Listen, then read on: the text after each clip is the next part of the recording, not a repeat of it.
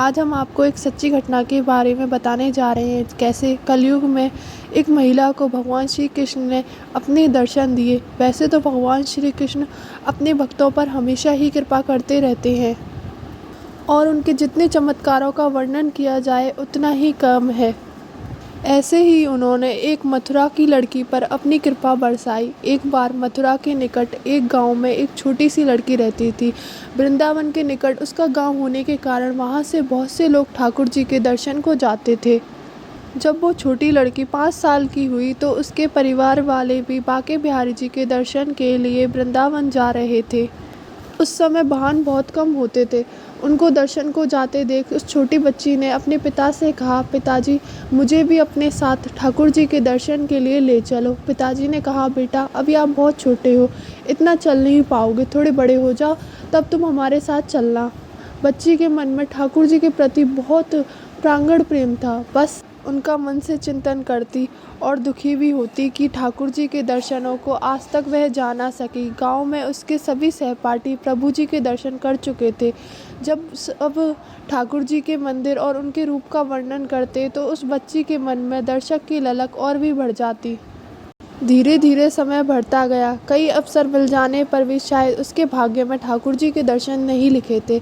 जब वो 17 साल की हुई तो उसके पिताजी को उसके विवाह की चिंता हो गई। उसका विवाह तय हो गया। सहयोग कहो या उसकी ठाकुर जी के प्रति प्रेम, उसका विवाह वृंदावन के सबसे पास वाले गांव में ही हो गया। वह लड़की बहुत खुश थी कि अब तो ठाकुर जी के दर्शन हो ही जाएंगे। जब विवाह संपन्न हुआ तो वह अपने ससुराल गई। फिर रस्म निभाने के लिए वापस अपने घर आई। 1-2 दिन बाद वो और उसके पति जब वापस अपने घर जा रहे तो बीच में यमुना नदी पर उसके पति बोले कि तुम कुछ देर इधर बैठो, मैं यमुना में स्नान करके अभी आया।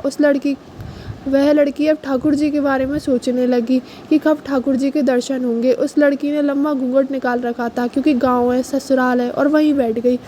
फिर वो मनी मन विचार करने लगी कि देखो ठाकुर जी की कितनी कृपा है, उन्हें मैंने बचपन से भजा और दर्शन के लिए ललायत थी। उनकी कृपा से अब मेरा विवाह श्री धाम वृंदावन में ही हो गया। पर मैं इतने सालों से ठाकुर जी को मानती हूँ, पर अब तक उनसे कोई रिश्ता नहीं जुड़ा। फिर सोचने लगी कि ठाकुर जी की उम्र क्या हो सकती है। मेरे हिसाब से लगभग 17 वर्ष के ही होंगे। मेरे पति 21 वर्ष के हैं, उनसे थोड़े छोटे ही होंगे, इसलिए वो मेरे पति के छोटे भाई की तरह हुए तो मेरे देवर की तरह हुए। लो आज से ठाकुर जी मेरे देवर हुए। अब तो ठाकुर जी से नया संबंध जोड़कर उसको बहुत खुशी हुई और मन ही मन ठाकुर जी से कहने लगी, ठाकुर जी आज से मैं आपकी भाभी और आज से आप मेरे देवर हुए। पर वो समय कब आएगा जब आप मुझे भाभी भाभी कहकर पुकारोगे। जब वो लड़की ये सब सोच रही थी तभी एक किशोरावस्था का सांवला सा लड़का उधर आ गया और कहने लगा, भाभी भाभी। लड़की अचानक अपने भाव से बाहर आई और सोचने लगी कि वृंदावन में मैं तो नहीं आई हूँ, ये भाभी कहकर कौन बुला रहा है। वो नई थी इसलिए घूंघट उठाकर भी नहीं देखा कि कहीं गांव के किसी बड़े बूढ़े ने देख लिया तो बड़ी बदनामी होगी। जब वह बालक बार बार कहता पर वह उत्तर नहीं देती, बालक उसके और पास आया और कहा, भाभी नेक अपना चेहरा तो दिखाई दो। अब वह सोचने लगी, अरे यह बालक तो बहुत जिद कर रहा है, इसलिए उसने अपना घूंघट और कस के पकड़ लिया कि कहीं वह घूंघट उठाकर ना देख ले।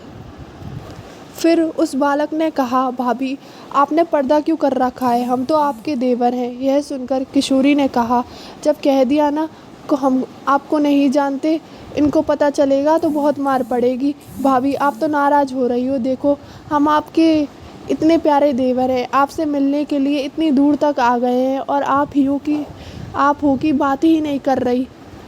क्यों आप हमसे मिलना नहीं चाहती। और इतना कहते ही उस लड़की ने घूंघट खींच लिया और चेहरा देखा और भाग गया। थोड़ी देर में उसका पति भी आ गया। उसने अपने पति को सब बात बताई। पति बोला, अरे तुम इतना परेशान मत हो, क्योंकि वृंदावन ज़्यादा बड़ा नहीं है, कभी ना कभी वो बालक हमसे किसी ना किसी गली में टकराएगा, फिर मैं उसे अच्छा सबक सिखा दूंगा।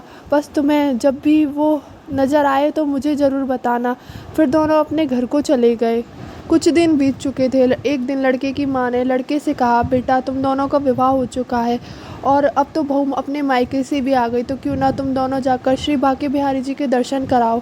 तब लड़के ने कहा, ठीक है माँ, हम कल ही जाकर दर्शन कर लेंगे। अगले दिन दोनों पति पत्नी ठाकुर जी के दर्शन के लिए मंदिर जाते हैं। लड़की घूंघट में ही थी, तभी उसका पति उसके पीछे से आया और बोला, घूंघट ऊपर कर लो, वरना भगवान के दर्शन कैसे करोगी। जब नई दुल्हन ने अपना घूंघट उठाया और बांके बिहारी जी की ओर देखा, तो बांके बिहारी जी के स्थान पर वही बालक मुस्कुराता हुआ दिखाई दिया जो उसे यमुना तट पर भाभी बोल रहा था। उस बालक को श्री कृष्ण के स्थान पर देखने के बाद वो अपने पति को जोर जोर से आवाज़ लगाकर बुलाने लगी, और जब पति आया और पूछा क्या हुआ है, तो उसने बताया कि उस दिन जो मुझे भाभी भाभी कहकर भागा था, वह लड़का आज मिल गया। पति ने पूछा, कहाँ है, बताओ मुझे। तब पत्नी ने ठाकुर जी की तरफ इशारा करते हुए कहा, यह वही बालक है जो हमारे सामने है। जब पति ने सामने देखा तो वह हैरान रह गया, क्योंकि वो बालक और कोई नहीं बल्कि खुद ठाकुर जी ही थे। और यह देखते ही वो अपनी पत्नी के पैरों में गिर गया और बोला, तुम बहुत ही धन्य हो, वास्तव में तुम्हारे हृदय में सच्चा भाव ठाकुर जी के प्रति रहा होगा।